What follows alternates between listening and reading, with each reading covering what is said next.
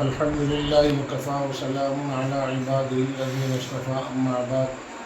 میرے محترم دوستوں بزرگوں، جس طریقے سے بات چلی آ رہی ہے سماج سدھار کی، تو سماج کو سدھارنے کے لیے ہر ایک انسان کو آگے آنا پڑے گا، اور سماج میں جو بگاڑ پیدا ہو گئے اس کو ختم کرنے کے لیے جس طریقے سے ماشاءاللہ بڑا دل خوش ہوا کاما کی پنچایت کو دیکھ کر، اور اس طریقے سے جھیل پڑی کے اندر بھی پنچایت ہوئی۔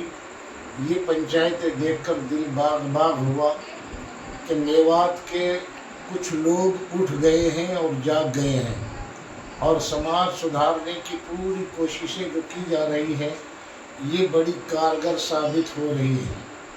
میوات کا بگاڑ اگر ہم اس طریقے سے سماج کو سدھارتے رہے تو ایک عنقریب وقت آئے گا کہ میوات جیسے پہلے تھی میوات اسی طریقے سے بن جائے گی۔ میوات کی بہادری کے اوپر، میوات کی شجاعت کے اوپر، میوات کے چلن کے اوپر آج سے پہلے بھی میں ویڈیو بنا چکا ہوں، آپ وہ دیکھ لینا پیچھے گزشتہ۔ آئندہ جو میں ڈال رہا ہوں وہ بہت ساری باتوں پر مشتمل ہے۔ ہماری بہن بیٹیوں کا لباس آج جو بے حیائی اور بے شرمی والا لباس ہو چکا ہے، اس لباس کو بدل کر ہم وہ شرعی لباس پہنیں جو کچھ لوج بھی ہو، ڈھیلا ہو، اور اس میں کچھ ادب اور تہذیب ہو۔ آج میوات کے اندر یہ حیائی کا لباس جو ہے وہ شروع ہو چکا ہے۔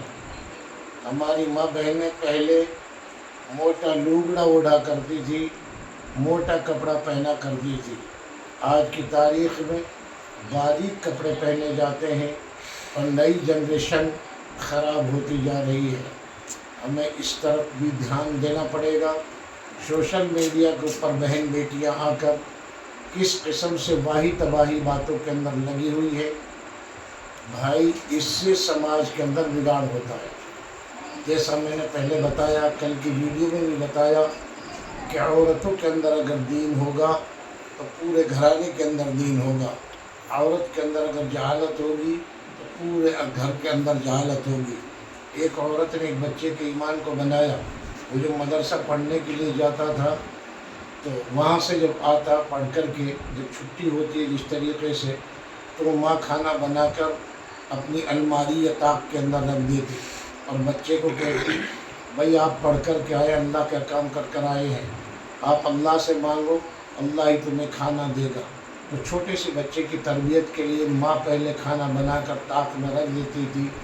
وہ بچہ آتا، وضو کرتا، نماز پڑھتا، نماز پڑھنے کے بعد اللہ کے سامنے ہاتھ پھیلا کر دعا کرتا، اے اللہ تو نے مجھے پیدا کیا ہے اور تو ہی مجھے کھانے اور پہننے اور اوڑھنے کو دیتا ہے، اے اللہ مجھے بھوک لگی کھانے کے لیے دے دے۔